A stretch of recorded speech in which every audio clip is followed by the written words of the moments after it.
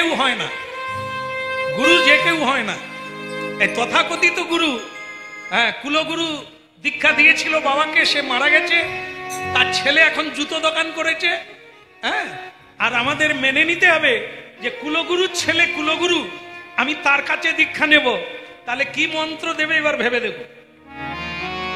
গুরুর ছেলে গুরু হয় না, তাকে কৃষ্ণ তত্ত্ববেত্তা হতে হবে, তবে সে গুরু হতে পারবে। যেই কুলে সে জন্ম হোক না কেন, কেবলই ভগবতী মূলে। কৃষ্ণ তত্ত্ববেত্তাই গুরু হবে, গুরুর বাড়িতে গুরু হয় না, ডাক্তারের বাড়িতে ডাক্তার হয় না, তাকে ডাক্তারি পড়তে হবে, হ্যাঁ, মেডিকেল সায়েন্স পড়তে হবে, তাকে ডিগ্রি লাভ করতে হবে, তবে সে ডাক্তার হবে। ডাক্তারের ছেলে বলেই ডাক্তার না, উকিলের ছেলে উকিল না, তাকে ল পড়তে হবে। বৈষ্ণবের ছেলে বৈষ্ণব হয় না, বৈষ্ণবত্ব লাভ করতে হবে, বিষ্ণু তত্ত্ব জানতে হবে। ব্রাহ্মণের ছেলে ব্রাহ্মণ হয় না, তাকে ব্রহ্মণ্য দেবকে জানতে হবে, ব্রহ্মকে জানতে হবে। ব্রহ্ম জনাতি ব্রাহ্ম, বিষ্ণু জনাতি বৈষ্ণব, তাকে জানতে হবে। এ বিজ্ঞান, এটাকে পড়তে হবে, সায়েন্সের স্কুলে ঢুকতে হবে। এমনি এমনি হবে না, কারোরই হবে না। এই জন্য হ্যাঁ, এখন গুরু নিতে হবে। গুরু তত্ত্বটা কি? গুরু হচ্ছে রাধারানী, আশ্রয় তত্ত্ব। আশ্রয় লইয়া ভজে তারে কৃষ্ণ নাহি তজে, আর সব মরেও কারো। কথাটা শুনো, বৃন্দাবনের ভজন সকলেই করেন, আপনারা জানেন, অল্প বললেই ধরে নেবেন। হ্যাঁ, যত মন্ত্র আছে পৃথিবীতে, সব মন্ত্রের সেরা মন্ত্র হচ্ছে কৃষ্ণ মন্ত্র বা বিষ্ণু মন্ত্র। এটা নিতে হবে, না হলে মুক্তি নাই। দেবদেবীর উপাসনা করুন, যাই করুন, আপনাকে কৃষ্ণ মন্ত্র নিতে হবে, না হলে আপনার গতি নাই। কারণ সব দেবদেবী বলে দেবেন, তুই আমার পূজা করেছিস, তোকে আমি ছেলে দিতে পারি, টাকা পয়সা দিতে পারি, ধন ঐশ্বর্য দিতে পারি, কিন্তু মুক্তি দিতে পারবো না। ওটা কেবল কৃষ্ণ দিতে পারেন আর বিষ্ণু দিতে পারেন, আমরা কেউ পারবো না। এবার ভাবুন, এই রাস্তায় আপনাকে আসতেই হবে, হরের নামই বকে বলো নিতে হবে আপনাকে কৃষ্ণ মন্ত্র। কিন্তু এই কৃষ্ণ মন্ত্র আমরা যেখানে পাই, তাকে বলা হয় কি? আশ্রয় তত্ত্ব। ভগবান কৃষ্ণ হচ্ছে বিষয় তত্ত্ব, যাকে পাওয়ার জন্য এত কীর্তন, এত সাধনা, এত শ্রবণ। আপনারা সাধনা করছে, প্রণাম করে যে যেখানে পারে বসে গেছে, এটাই আপনাদের সাধনা চলছে। কীর্তন করলে যা পাওয়া যাবে, শ্রবণ করলেও একই একই। যারা করাচ্ছে তিনজন এক, প্রশ্নকর্তা, শ্রবণকর্তা, বক্তা। যারা এত টাকা খরচা করে প্যান্ডেল বাঁধলো, লাইট মাইক এত আয়োজন করলো, তারাও যা পাবে, একজন শ্রবণকর্তা তাই পাবে, একজন কীর্তনীয়ও তাই পাবে। এই তিনজন, প্রশ্নকর্তা, বক্তা আর শ্রবণকর্তা, এই তিনজন সমান ভাগে পাবে। তবে এবার বলে রাখি, তো যারা করাচ্ছেন তারা ভাবছেন তার চাইতে শ্রবণ করতে বসে থাকবে, এত টাকা কেন খরচা করবে? বলতে পারে না, বলা যাবে না, কথাটা শুনতে হবে। কথাটা কি? 1 বছর আগের থেকে পরিকল্পনা করছে আজকের এই হরিনামের কথা। আপনারা যেমন শুনবেন বলে মনে মনে রেখেছেন কবে যাব, কবে হবে, ঠিক যারা করবে আমাদের চেয়ে তারা এগিয়ে 1 বছর আগের থেকে পরিকল্পনা চলছে কিভাবে হরিনাম হবে। আপনার জেনে রাখবেন, তাদের সাধনাটা এত গভীর, 1 বছর ভুলে নাই, এই চিন্তা নিয়ে আছে। তাই এনারা যখন প্যান্ডেল বানিয়ে এই আমাদের উপর ছেড়ে দিয়েছে, এনাদের কাজ হয়ে গেছে। দেখবেন এখানে মালিক নাই, আর যারা করাচ্ছে তারা নাই, না থাক, তাদের কাজ হয়ে গেছে, তাদের যেটা প্রাপ্য তারা পেয়ে গেছে। এখন আমাদেরটা চলছে। আমি যদি গাইতে পারি মনোযোগ দিয়ে, আমি মহাপ্রভুর কৃপা পাবো। আর যদি আপনারা শুনতে পারেন মনোযোগ দিয়ে, তাহলে মহাপ্রভুর কৃপা। মালিক কিন্তু বাদ যাবে না, ওনার হয়ে গেছে, আর কোনো ত্রুটি নাই, চালু করে দিয়েছে, ওনার পাওনা মিটে গেছে। এখন চলবে শ্রোতা বক্তার কাজ। আমি ভালো মনোযোগ দিয়ে ভগবানের কথা বলতে পারলে আমি কৃপা পাবো, আপনারা মনোযোগ দিয়ে শুনলে আপনারা মহাপ্রভুর কৃপা পাবেন। বলো রাধা দামোদর কি জয় হোক। তাহলে ওদিকের হলো কি? না না, আমি বাড়ি যাওয়ার কথা বন্ধ করে দেবো। কে রে, বাড়িতে ঝগড়া নাকি? বলে না না। আর এমনিতে আমি যখন এখানে আসি, বহু পরিচিতি মানুষ তো, তারা সব বলছে বাবা কীর্তনটা যে দুটোই হচ্ছে খুব ভালো হয়েছে। হ্যাঁ, সন্ধ্যা হওয়ার আগে ঘর পালিয়ে আসবো, তুমিও তাড়াতাড়ি ছেড়ে দিও। আমি তাদেরকে কথা দিয়েছি যে 5টা বাজলেই ছেড়ে দেবো।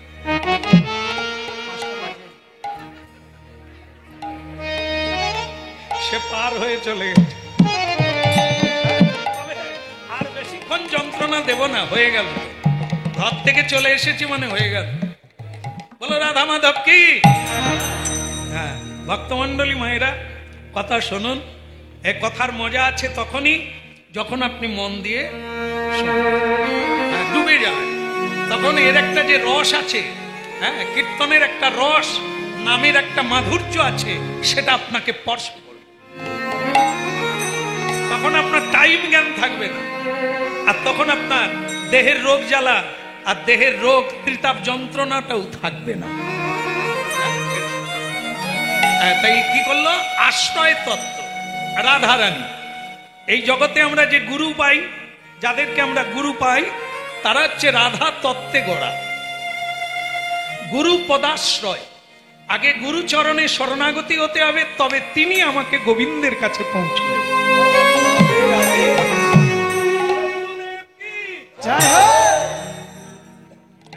স্বপ্নে কার নাম বলেছিল আমার মনে নেই, এই যে বহু কথা বলি না, ওকে কার নাম বলেছিল? গুরুর নাম কি? যারা বলছেন তাদের চরণে প্রণাম। একদম ঠিক বলছে, মনে রেখেছেন? আরে এরা জানেন তো সব। লোকনাথ গোস্বামী নাম মহাপ্রভু স্বপ্নের দ্বারা বলে দিয়েছে, তোর গুরু যে কেউ নয়, বৃন্দাবনে লোকনাথ গোস্বামী তোর গুরু। সেই স্বপ্নকে লক্ষ্য করে পাথেয় করে এত রাস্তা পায়ে হেঁটে বৃন্দাবনে গেল। পায়ে ব্রণ হয়ে গেছে, কেটে রক্ত পড়ছে, ওদিকে ভূক্ষেপ নাই, গুরু কৃপা পেলে সব জ্বালা দিবে। জয় গুরু জয় গুরু জয় গুরু জয়, তুমি ব্রহ্মা তুমি বিষ্ণু তুমি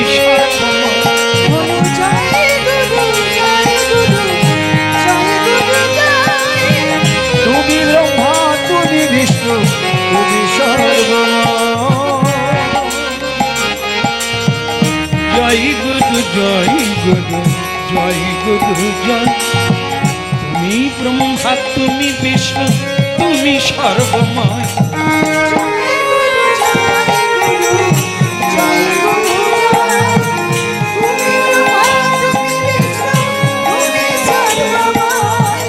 অখণ্ড মণ্ডলাকার ব্যক্তং যেন চরাচর, তৎপ্রদং দর্শিতং যেন তস্मै শ্রী গুরবে নমঃ। জয়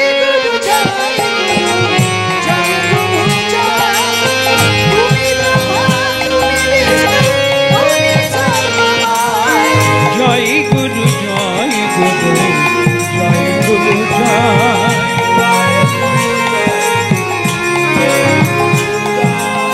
তুমি ব্রহ্মা তুমি বিষ্ণু তুমি সর্বময়।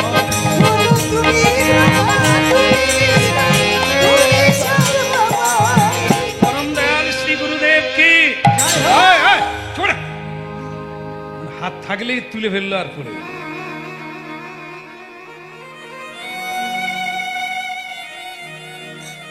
আধার কার্ড আছে? না না, আপনাকে না।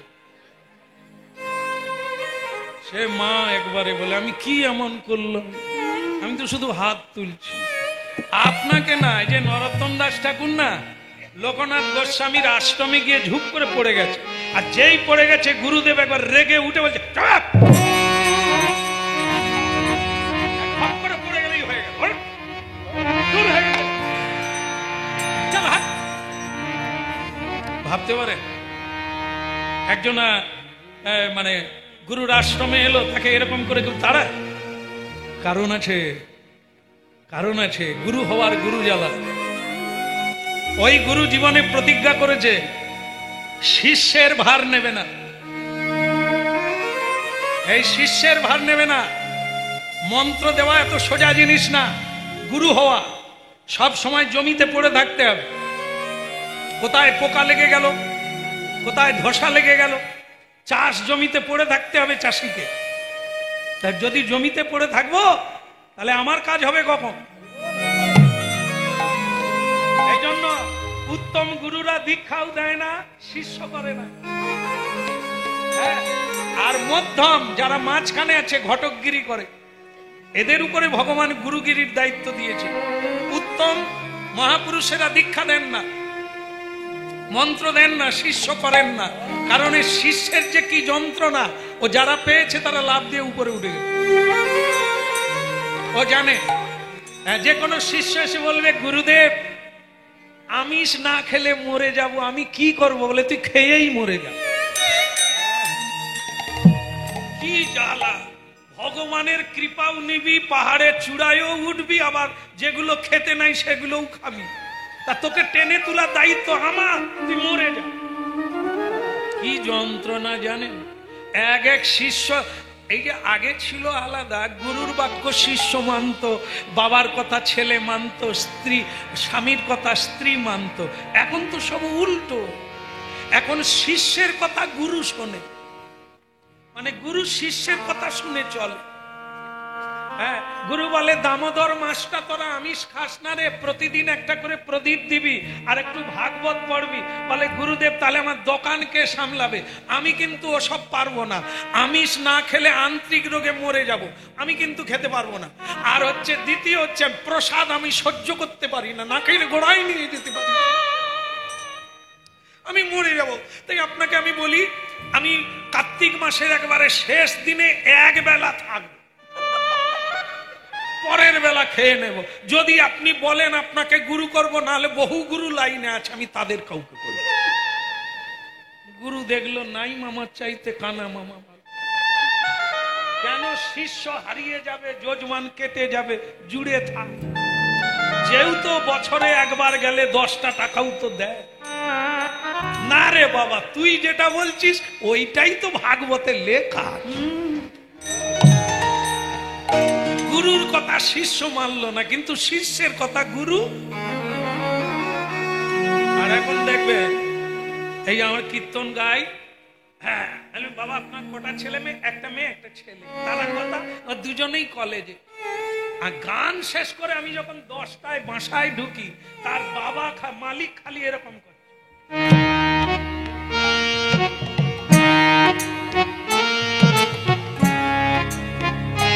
আমি বাবা আপনি কি ভজন করছেন? না, দুঃখ কি জানে, এত রাত্রি হয়ে গেল, আমার ছেলেও ফিরেনি, মেয়েও ফিরে। আমি বাবা সে অন্য গলিয়ে ঢুকে গেছে, বেরিয়ে আসবে, একটু সময় লাগবে, আপনি শুয়ে পড়ুন। সে বলে আপনার কথা তো কীর্তন হেয়ালি করে বলেন, আমি বুঝতে। আমি আপনি ঠিক বুঝতে পারবেন, আপনি যার জন্য পায়চারি দিচ্ছেন সে আনন্দে আছে, সে হয় আমতলায় কিংবা নারকেল তলায় আছে। আপনি টেনশন করবেন না। কিছুক্ষণ পরে ছেলে ঢুকে গেল,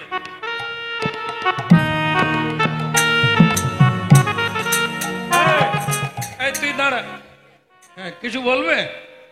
এই এত রাত্রে কোথা ছিলাম? আপনাকে বলতে হবে নাকি আমি তোর বাবা?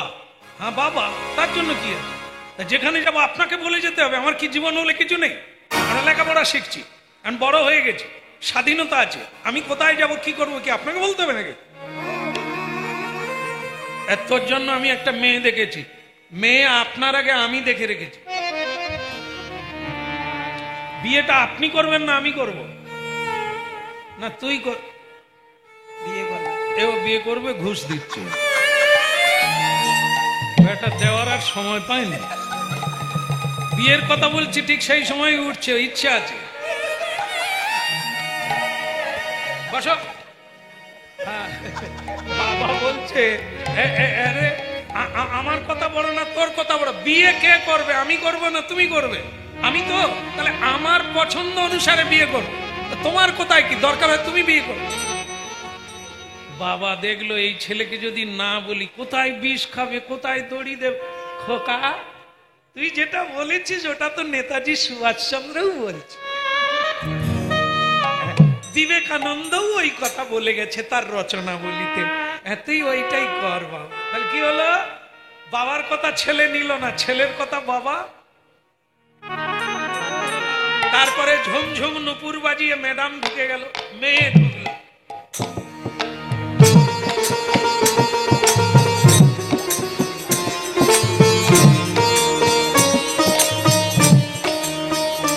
এই যে রাজনন্দিনী, তাক ছিলে কথা ছিলাম। বাবা বলে তোর জন্য ছেলে দেখেছি। বলে আমার ছেলে দেখা হয়ে গেল, তারই সঙ্গে ছিলাম।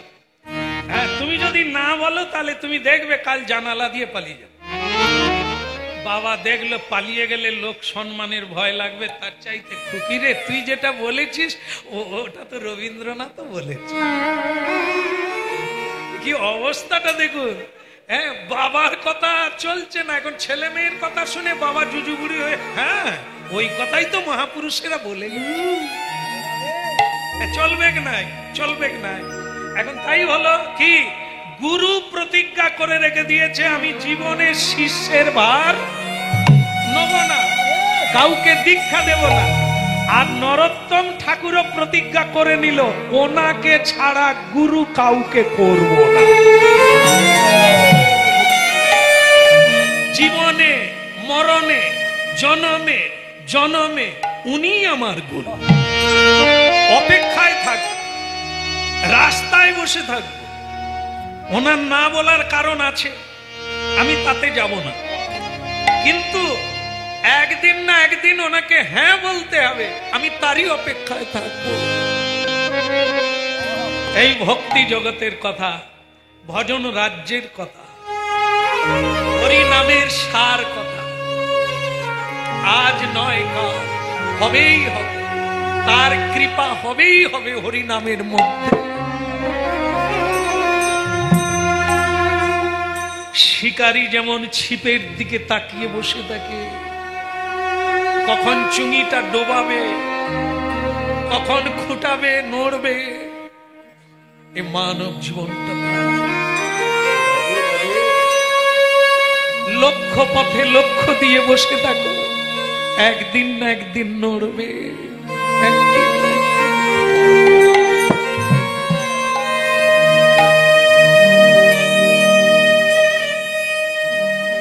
কৃষ্ণ মুরারি ও গো গিরিধারি, তোমারি চরণে আমি সবই সপিলাম।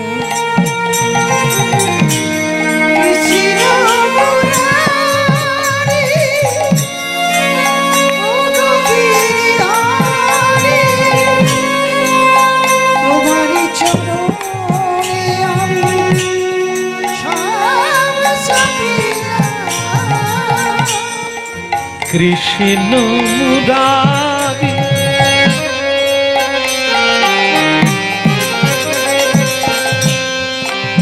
ও গো গিরিধারি, তোমারি চরণে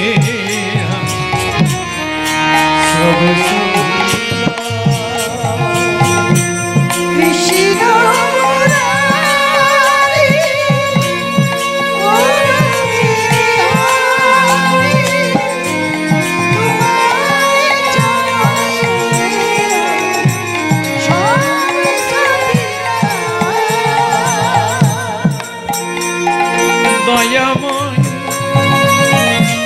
কৃপাময়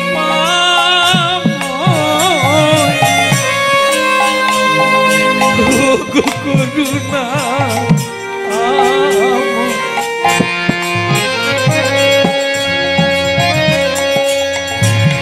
কৃষ্ণ ছিলাম ও গো গিরিধারী তোমারি চরণে আমি সবে সপিতা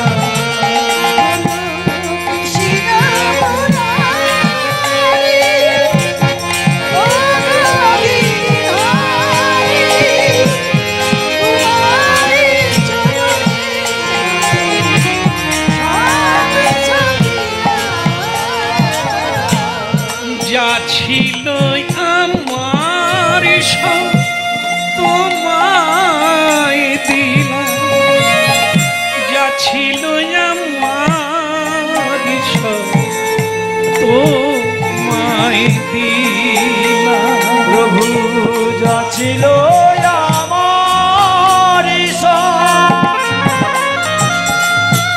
তোমায় দিলাম, যা ছিল আমার প্রভু তোমায় দিলাম। কৃষ্ণ ও গো গিরিধারী তোমারি চরণে সবে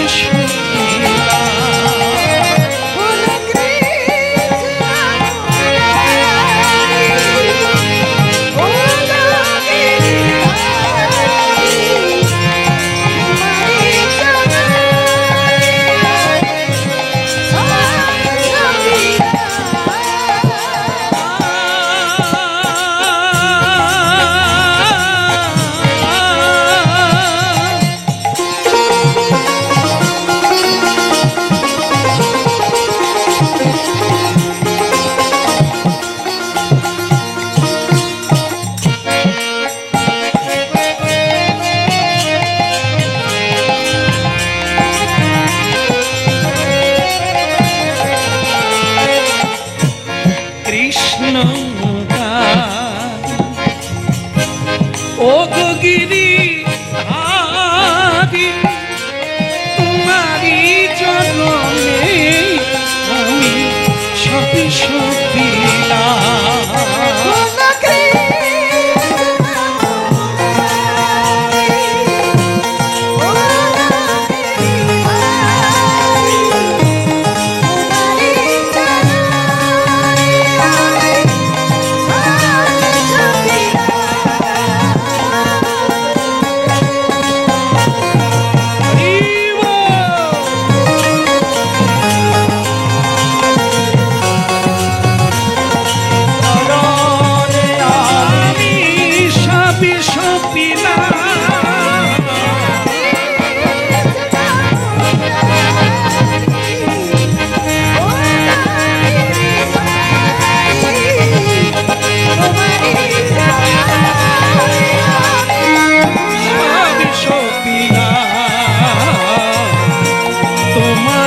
চরণে তোমারি চরণে তোমারি চরণে। তোমার সাহস বেড়ে যাচ্ছে। তোমাকে বারবার বলছি আমার আশ্রমে আসবে না। আমি দীক্ষা দান করি না, আমি কারো গুরু হতে চাই না। যা হটা। আগে গুরুদেব, আমি যে জীবনে পণ করেছি আপনাকেই আমার গুরু করব, ওসব বড় বড় কথা বলা যায়। যাও এখান থেকে যাও। শিষ্যই হয় গুরু, তোমার ধারণা আছে? গুরু যা বলে শিষ্য মানে না, তাই সেই শিষ্যের পাপ তাপ গুরুকে নিতে হয়। তাই আমি গুরুগিরি করব না। যাও, আমি ভজন করে জীবন কাটাতে চাই। নরোত্তম ঠাকুর দেখলে আমারও জীবনে মহাপ্রভু যখন বলেছেন ইনি আমার, আচ্ছা নাকে হ্যাঁ কিভাবে করব? আইনের দ্বারা না, সেবার দ্বারা। পৃথিবীতে এমন একটা জিনিস আছে যেটা আপনারা কৌশলটা জেনে গেলে অনেক বড় বড় কাজ করতে পারবেন। সেটা হচ্ছে ভালোবাসা, সেটা হচ্ছে প্রেম। যা টাকা দিয়ে হয় না, যা আইন দিয়ে হয় না, সেটা প্রেম দিয়ে হয়। হ্যাঁ, এই প্রেম মানে কীর্তনের এই উজ্জ্বল উন্নত রস প্রেম, এই প্রেম দিতে মহাপ্রভু এসেছেন। ভুল করে ফেলবেন না, গুলিয়ে ফেলবেন না। আমাদের জগতে যে নেড়ানেড়ির প্রেম, এই প্রেম না, এই যৌবনের উন্মাদনা, একে প্রেম বলে না, একে কাম বলা হয়। কামের তাড়নায় একটি মেয়ে ছেলেকে জড়িয়ে ধরে, তোমার জন্য আমি মরে যাব, হ্যাঁ তুমি যদি বিয়ে না করো। এগুলো এখন হামেশাই, এটা কোনো নতুন কথা না। হ্যাঁ নাকি?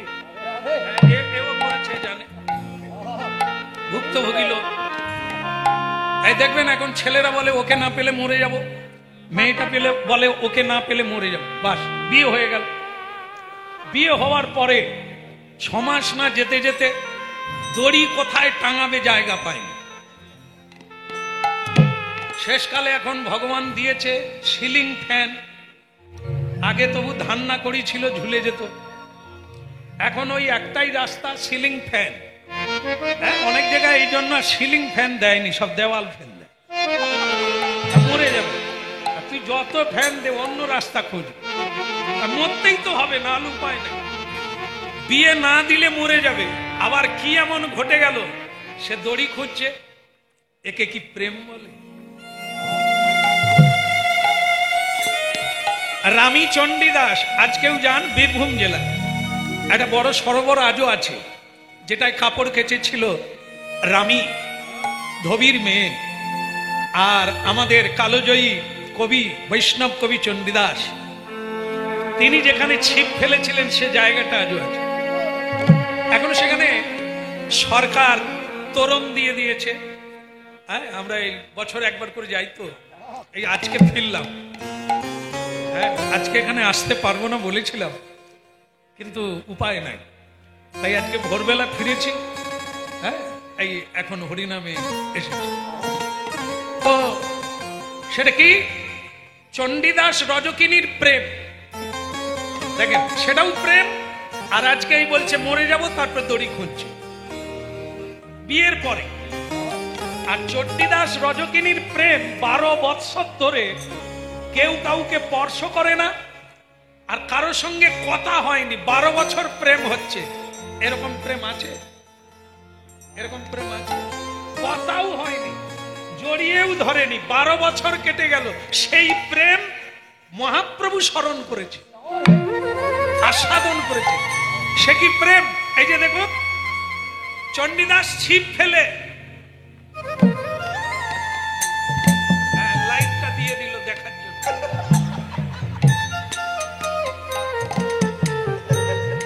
আর রামী কাপড় কাটছে।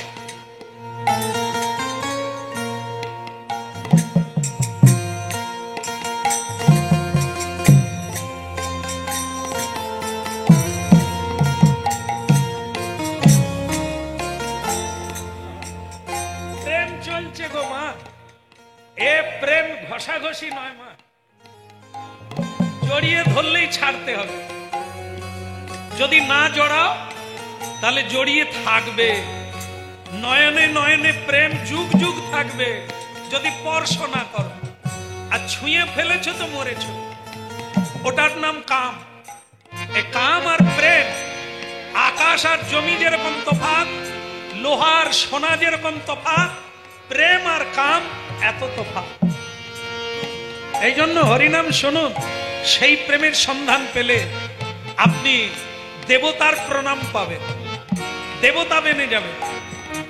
তাই ভক্তমন্ডলী মায়েরা, 12 বছর ধরে শুধু দেখা দেখি হলো পুকুর পাড়ে, তারই নাম হলো প্রেম। নয়নে নয়নে প্রেম, এ প্রেম জড়িয়ে ধরানো, তাকে বলে দৈহিক প্রেম। রামী চণ্ডীদাস কোনোদিন আলিঙ্গিত হয়নি, এটা প্রেম। ভক্তমন্ডলী মায়েরা, আপনারা যেটা দেখেন রাধা কৃষ্ণ পরস্পরকে জড়িয়ে ধরেছে, কদাপি না। হ্যাঁ, দুধের রং কি? লাল, সাদা। চুনকে গোলালে তার রং কি? সাদা। দুটোই সাদা দেখতে, কিন্তু গুণ মহিমায় কে কোন দিকে? দুধের মহিমা আলাদা, চুনের মহিমা আলাদা, কিন্তু কালারটা কি? একই রকম দেখতে। যদি আপনাকে না জানিয়ে দুধের বদলে চুন গুলে দেওয়া হয়, প্রথমত আপনি কিন্তু খেতে শুরু করবেন, খেতে খেতে বুঝতে পারবেন, ত্যাগ করবেন, কিন্তু কালার দেখে চিনতে পারবেন না। কিন্তু আকাশ জমি তফাৎ। দুধ খেলে বেঁচে যাবে, চুন খেলে মরে যাবে, ভেতরে আগুন লেগে যাবে। তাহলে দুটো আলাদা, কিন্তু দেখতে একরকম। একটা লোক চিৎকার করলো, খুন খুন, বলে কোথায়? বলে ওই কাচের ঘরের ভিতরে। কাচের ঘর মানে ওটি রুম। ওটি রুম মানে যেখানে অপারেশন হয়, রোগীকে প্রাণ দান করা হয়, রোগীর শুশ্রূষা করা হয়। ডাক্তারের হাতে চাকু, অপারেশন করছে, তার পচা মাংসটা বের করে দেওয়ার জন্য ছুরি চালাচ্ছে পেটে। মূর্খ মানুষ বলে খুন করছে। কেন? খুন তো চাকু দিয়েই হয়। সেও চাকু মারে, খুনি, ডাক্তারও চাকু মারছে, দেখতে একরকম, কাজটা কি এক। এই দেখবেন, যেখানেই দেখেন রাধা কৃষ্ণ পরস্পরকে জড়িয়ে আছে, আমরাও জড়িয়ে থাকি নারী পুরুষে। কদাপি চুন আর দুধ এক নয়। কেমন? এই হচ্ছে রাধা কৃষ্ণ প্রণয় বিগিতে আল্লাহাদিনী শক্তির অসমা দেখাত্মানাবপি। যোগী ঋষি যার অন্ত পায় না যে প্রেমে, আমরা সেই প্রেম পাবো। সেই প্রেম হরি নামের মধ্যে পাবে। নামে প্রেমে মিশাইয়ে কলিকালে হরি নামে নিতাই গৌর হরি বল। হ্যাঁ, বলো রাধা মাধব কি। কথাগুলো আজকেই যে কার্যকরী হয়ে যাবে তা না, শুনে রাখবে, একদিন না একদিন আপনাদের কাজে লাগবে। এই কথাগুলো শুধু শুনে রাখুন। এ প্রেম সে প্রেম নয়।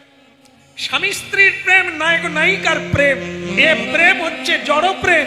এ প্রেমের নাম হচ্ছে কাম। দেহ আছে, যৌবন আছে, তাই প্রেম হচ্ছে। দেহ বুড়ো হয়ে গেলে ঘুরে শোয়া, বয়স বাড়ছে তার এনে ঘুরে শোয়া, দেখতে ইচ্ছে করে না, অঙ্গ জ্বলে যায়। তার মানে কি? ওমা, ডাব খেলে শরীর ভালো থাকে, নারকেলের জল খেলে ভুট ভুট করে। যখন যৌবন থাকে, তুমি আমার সবিতা, তুমি আমার স্বপ্ন, তারপরে বুড়ো হয়ে গেলে ঘুরে শোয়া।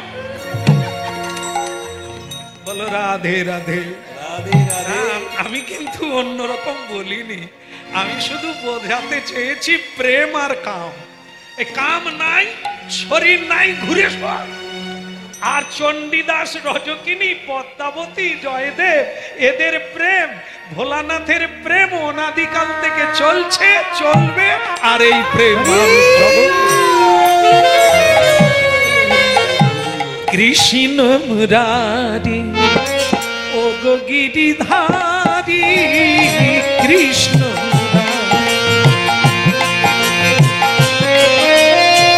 কৃষ্ণ মুরারি ও গো গিরিধারী।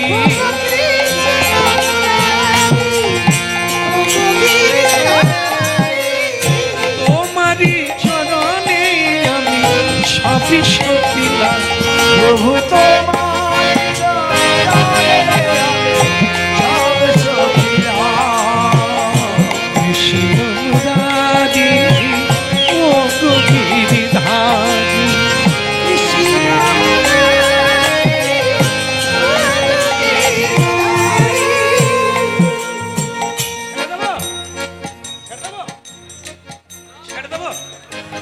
ছেড়ে দেব। আমি কিন্তু হরিনাম ছাড়ার কথা বলিনি।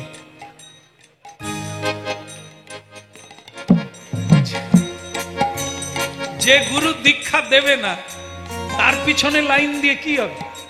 তার জীবনে প্রতিজ্ঞা আছে, সে দীক্ষা দেবে না, ছেড়ে দেব? হ্যাঁ, আপনাদের কথাটাই ঠিক। ছেড়ে দিলে হবে না, লেগে থাকতে হবে, লাইনে থাকতে হবে। ডাক একদিন না একদিন। কৃষ্ণ নিতাই গৌর হরি বল। রাধি ও গো গিরিধারী, তোমারই চরণে আমি সবই সত্যি জানি।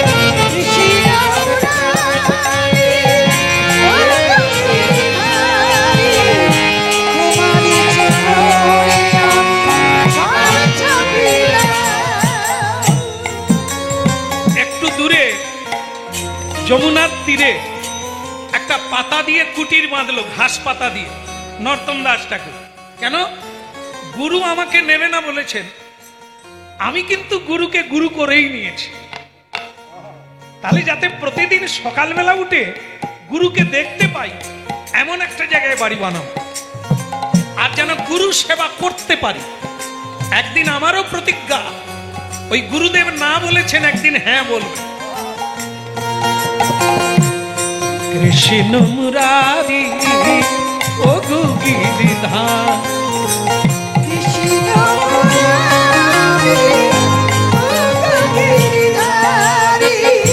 শ্রী গুরু চরণ পদ্ম কেবল। এই গানটি, এই কীর্তনটি নর্তন দাস ঠাকুরের। তিনি এত সুন্দর কীর্তন গেয়েছেন গুরু সম্পর্কে। আবার আপনারা জানলে অবাক হবে, এই নর্তন দাস ঠাকুর অন্য কেউ নয়, যিনি নিতাই ছিলেন, তার ভাবাবেশ কলেবর। নিতাই নরোত্তম হয়ে নিতাইকে আস্বাদন করার জন্য কলিকালে এসে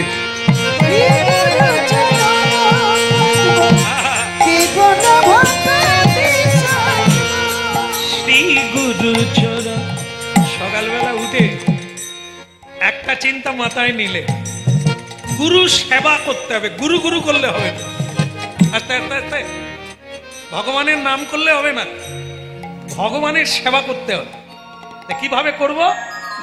আমি একটা সেবা প্রথম নেব, সেটা হচ্ছে মল সেবা। মল সেবা মানে কি? গুরুদেব যেখানে মল ত্যাগ করে, আমি সেই জায়গাটা পরিষ্কার করব। দেখুন, গুরু গুরু করব, হ্যাঁ, গুরু বলে অহংকার করব, কিন্তু গুরুদেবের সেবা করবে না, সে শিষ্য কোনোদিন হতে পারবে না। ভালো ছাত্র হলে তবে ভালো শিক্ষক হবে, ভালো শিষ্য হলে সে একদিন গুরু হবে, এটা মাথায় রাখতে হবে। হ্যাঁ, ভালো মেয়ে হলে সে ভালো মা হবে, এটা জানতে হবে। আর যার মা ভালো, তার ছা ভালো। আজকে তাই হলো মল সেবা। গুরুদেব যেখানে মল ত্যাগ করে, সেই জায়গাটা আমি অজান্তে, কেউ জানবে না, কেউ দেখবে না, রাতের অন্ধকারে আমি পরিষ্কার করে দেব। একটা ঝেঁটা একটা ঝাড়ু হাতে নিল, রাত ৩টার সময় উঠে ওই জঙ্গলে গেল। গুরুদেব আর একটু পরে আসবেন, সেই জায়গাটা পরিষ্কার করে দিল। যারা শ্রদ্ধা ভক্তি খানিকটা এসেছে আপনাদের হৃদয়ে, এই জায়গাটা বুঝুন। জীবনে গুরু সেবা কি জিনিস, মহাপ্রভু তাকে ওই গুরু নিতে বলেছে। হ্যাঁ, গুরু যে কেউ হতে পারে না। এই গুরু কি বস্তু দেখুন। নর্তন দাস ঠাকুর ঝাড়ুটাকে বলল, ঝাড়ু রে, তোর বড় ভাগ্য রে, তুই ময়লা রাখিস না, কেবল ময়লা পরিষ্কার করিস। আমার হৃদয়ের ময়লা পরিষ্কার করে দে, যাতে আমি গুরু সেবা করতে পারি।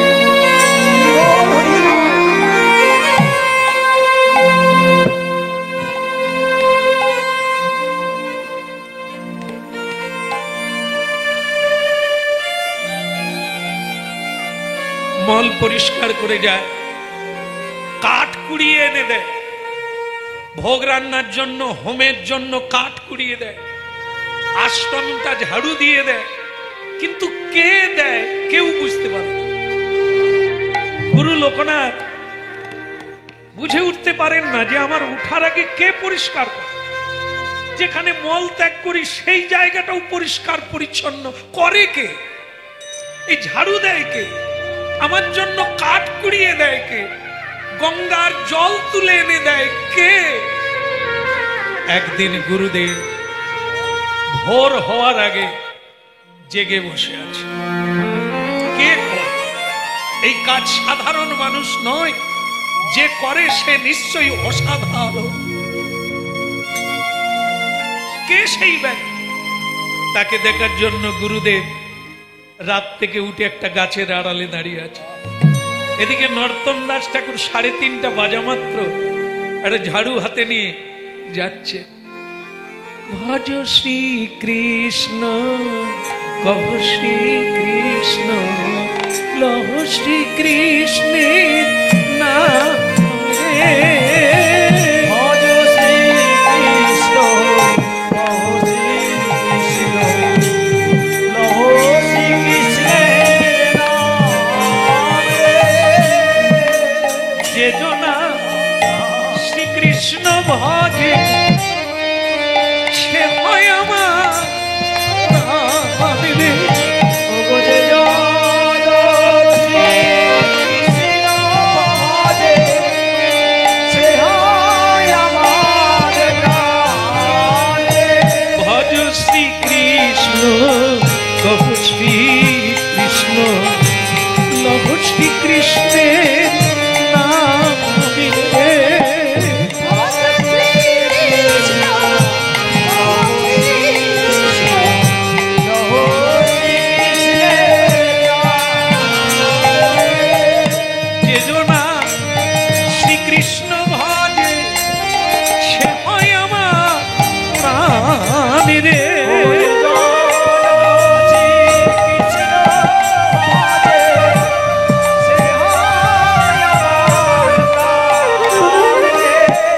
ভজ শ্রীকৃষ্ণ, কহ শ্রীকৃষ্ণ, লহ শ্রীকৃষ্ণের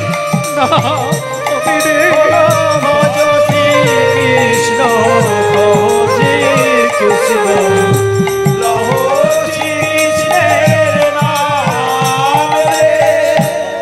এই এই কে তুমি? দাঁড়াও, দাঁড়াও। তুমি কে? তুমি অন্ধকারে, তোমায় চিনতে পারছি না। আমি গুরুদেব। কে? আমি নরোত্তম। তাহলে বছরের পর বছর তুমি এই কাজ করছো? আগে হ্যাঁ গুরুদেব। না না, আমায় দীক্ষা দিতে হবে না, শুধু এই কাজটা করতে দে। আমায় শিষ্য করতে হবে না গুরুদেব, কিন্তু আমাকে সেবা করতে দে। এদিকে এসো, এদিকে এসো। যেই কাছে এলো, লোকনাথ গোস্বামী তাকে জড়িয়ে ধরল।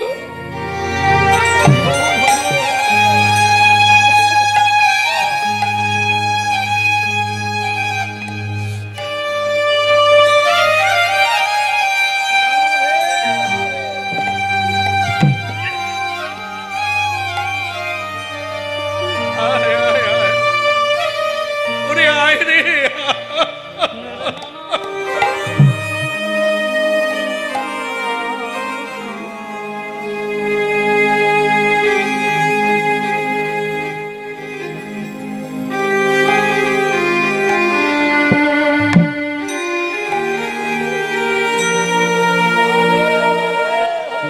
দয়াল গুরু গো,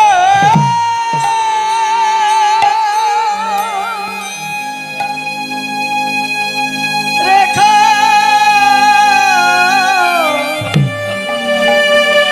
রেখা চরণে, ও গো দয়াল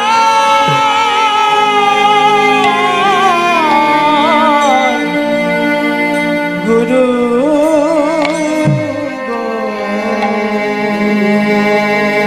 চোখের জল মোজ বাবা, চোখের জল মোজ। যা যা, ঝাড়ু ফেলে দে, দিয়ে স্নান করে আয়। আমি তোকে দীক্ষা মন্ত্র দেব গুরুদেব। ও গো গুরু গো, ওরে তুই আয় রে, আমি তোকে দীক্ষা মন্ত্র দেব। এই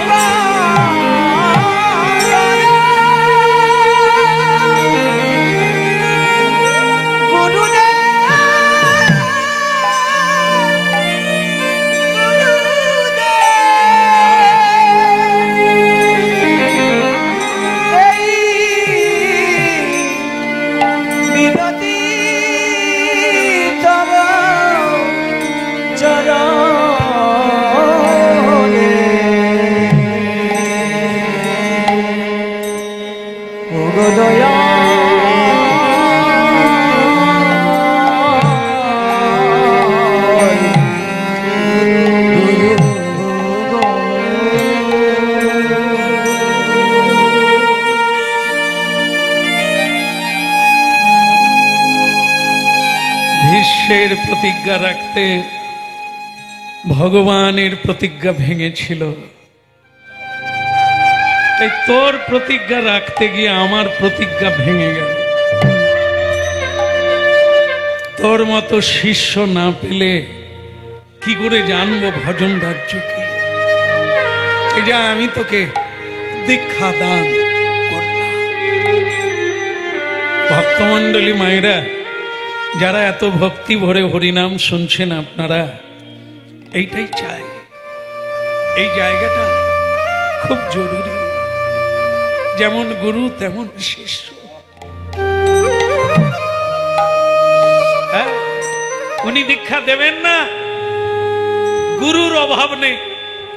হ্যাঁ, কত লোক দেবে, দালাল বসে আছে, এই গুরু করো সেই গুরু করো।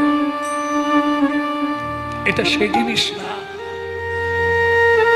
প্রকৃত বস্তু পেতে গেলে প্রকৃত সাধুর সঙ্গ দরকার।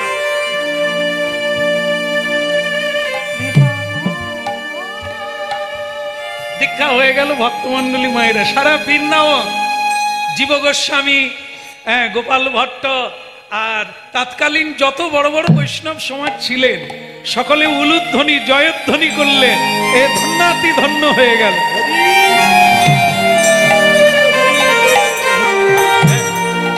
গুরুমুখ পদ্ম বাক্য হৃদয়ে,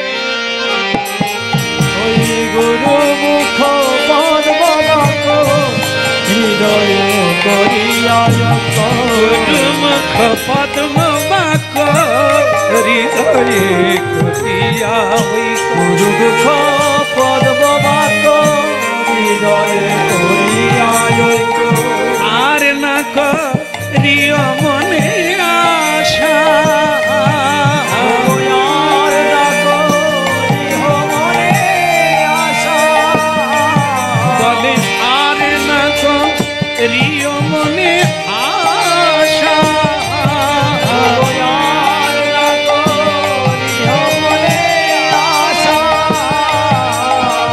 শ্রী গুরু চরণ পদ্ম কেবল ভগতি সদ্ম। শ্রী গুরু চরণ পদ্ম কেবল ভগতি সদ্ম। আর শ্রী গুরুদেব কি, জয় হোক। পরম দয়াল শ্রী গুরুদেব কি। এখন একটা ঘটনার কথা বলি। শ্রী গুরুদেব একবার নরোত্তমকে পরীক্ষা করার জন্য দুজন বৈষ্ণবকে পাঠালেন। হ্যাঁ, তোমরা যাও, নরোত্তমের কাছে প্রসাদ পাবে। নীলাচল যাওয়ার পথে তোমরা নরোত্তমের বাড়িতে যাবে, ভজন কুটিরে। এখন তাই হলো, হরিবল বলতে বলতে দুজন বৈষ্ণব নরোত্তম ঠাকুরের বাড়িতে চলে। হরিবল। কিছু মনে করবেন না, আপনার গুরুদেব পাঠিয়ে দিয়েছে, আমরা নীলাচলে যাব, তবে যাওয়ার পথে প্রসাদ পেয়ে যাও। আমার গুরুদেব পাঠিয়ে দিয়েছে, লোকনাথ গোস্বামী, আমি ধন্য। আপনার তো আমার গুরু সম, আপনার বসুন, আমি ভোগ লাগাচ্ছি। তখন বেলা 12টা বাজে। বলে আপনারা দাঁড়ান, আমি ভোগ লাগালেই প্রসাদ দেব। এদের মধ্যে একজন বলছে, ভোগ লাগবে, কীর্তন হবে, তারপরে ভগবানকে ঘুম পাড়াবে, তারপরে মন্দির থেকে প্রসাদ বেরোবে, তারপরে প্রসাদ দেবে, সে তো অনেক সময়, তখনকে মরে যাব, ভীষণ খিদে লেগেছে, একটু তাড়াতাড়ি করা যাবে? কিন্তু ভোগ না লাগিয়ে তো আমি প্রসাদ দিই না, এটা কি করে সম্ভব? তবে বরং আপনি রেখে দেন, আপনি ভোগ লাগান, আমরা অন্য জায়গায় গিয়ে প্রসাদ পাই। সে কি, গুরুদেব পাঠিয়ে দিয়েছেন আর আপনারা চলে যাবেন? আমাকে একটু সময় দেন, ও ভোগ লাগাতে লাগাতে অনেক সময় লাগবে, আমরা পারবো না অতক্ষণ, অন্য জায়গায় চলে যাবে। বলো রাধে রাধে।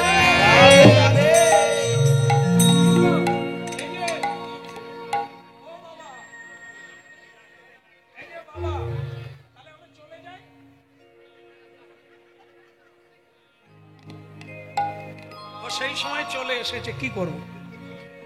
নর্তন দাস ঠাকুর বলছে, ভোগ না লাগালে প্রসাদ হবে না, প্রসাদ না হলে আমি কি দেব আপনাদের? আপনারা চলে যাবেন তো যান, আমি কি করবো? চলো উঠে পড়ো, চলো আমরা অন্য জায়গায় গিয়ে প্রসাদ পাই। যেই উঠে পড়েছে নরোত্তম দাস ঠাকুর লিখলো, ভোগ নাই হয় নাই হবে, খাবে যখন খেয়ে। আমি আবার রান্না করব, আবার ভোগ লাগাবো, তখন গোবিন্দকে দেব। এই যে বাবা, আমার মুখ দেখে মনে হচ্ছে 3 দিন খাও। বসে বস, বসে বস। হ্যাঁ, আর নরোত্তম দাস ঠাকুর ভোগ লাগালো না, তুলসীটাও দিল না, দুইজনকে দিয়ে দিলে। দুইজন এমন খাবার খেলো, নরোত্তমের ভাগ্যে নেই, তার জন্য কোনো প্রসাদ নাই। নরোত্তম বলে, সে যা হবার হোক, এরা যে পেয়েছে মরে যায়নি সেই ভালো। তাই যাক বাবা, আবার আসবে। বলে, হ্যাঁ, এরকম যত্ন খাতির পেলে বারবার আসা যাবে। বলে, তা এসো, তবে সময় করে এসো, না খেয়ে এসো। তোমাদের জন্য ভোগ হবে নি, আর গোবিন্দ খাবে নি, আমি দিয়ে দিচ্ছি। খাও খাও বাবা, খাও। হ্যাঁ হ্যাঁ, পান খাবে? খাও, খাও। মুখ দেখে মনে হচ্ছে পান খাও। আচ্ছা, দেব দেব। সব দিয়ে দিল, ওরা চলে গেল নমস্কার করে। এইবার নরোত্তম ঠাকুর ভাবলো বেলা হয় হবে, ওরা চলে গেছে, ঝামেলা চুকে গেছে, আবার রান্না করব, ভগবানকে ভোগ দেব। আর যেই আবার রান্না করতে গেল, ভোগ চড়ালো, অমনি ভগবান স্বপ্নাদেশ হয়ে বলছে, নরোত্তম, এই এত বেলা আবার ভোগ লাগাবে, খাবো কি করে? বলে, প্রভু আজকে তো ভোগ লাগাইনি, এটা খেতে চেয়েছিল, না দিলে মরে যাবে, তাই দিয়ে দিয়েছি।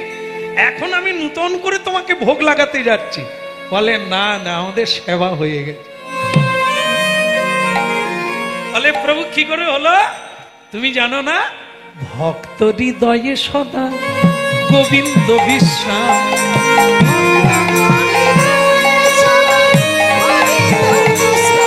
এই ভক্ত হৃদয়ে সদা গোবিন্দ বিশ্রাম।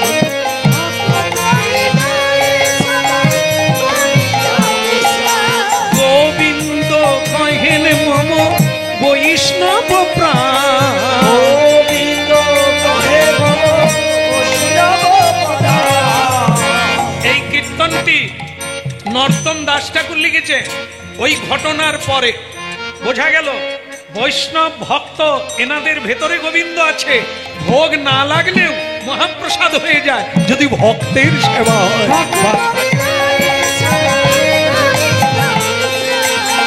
গোবিন্দ কহেন মম বৈষ্ণব প্রাণ। গোবিন্দ কহে মম বৈষ্ণব প্রাণ। এই নরোত্তম দাস ঠাকুর দেহ কিভাবে ছাড়লেন 1 সেকেন্ডে বলে আপনাদের বুঝিয়ে দিই। একদিন নরোত্তম দাস ঠাকুর তার 2 শিষ্য, গঙ্গা নারায়ণ আর রামকৃষ্ণ, অত্যন্ত প্রিয় শিষ্য। তার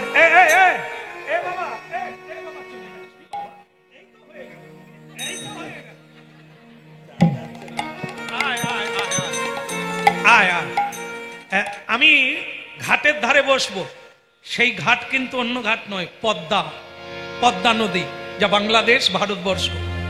তো সেই পদ্মা নদীর ঘাটে, যেটা মুর্শিদাবাদ পড়ে আজকে, সেই জায়গায় আজও সেই ঘাটটা আছে। লক্ষ লক্ষ মানুষ সেই ঘাটে যায়। নরোত্তম দাস ঠাকুর ঘাটে বসলে, দে বাবা আমার গাত্রটা মার্জন করে দে, তেল মাখিয়ে দে, আমি স্নান করব। ভক্তমণ্ডলী মায়েরা, এই কথাটি শেষ কথা। আজকের 2 শিষ্য তেল মাখাচ্ছে গুরুদেবকে, মর্দন করে তেল মাখাচ্ছে। যেটা ঘটলো সেটা কি, নরোত্তম দাস ঠাকুরের শরীর থেকে দুগ্ধ বেরোতে লাগলো। যত মার্জন করছে শরীর থেকে দুগ্ধ বেরোচ্ছে, একদম ঘন দুগ্ধ। সেই দুগ্ধ পদ্মা নদীতে মিশে যাচ্ছে। পদ্মা নদী সাদা হয়ে গেল। আর নরোত্তম দাস ঠাকুর একটু একটু করে ক্ষয়ে গেল, শরীর ক্ষয়ে গেল। ভাবুন, আর কিছুক্ষণ পরে শরীর দেখা গেল না, মরল না, মরদেহ থাকলো না, শরীরটা গুলে পদ্মা নদীতে মিশে গেল।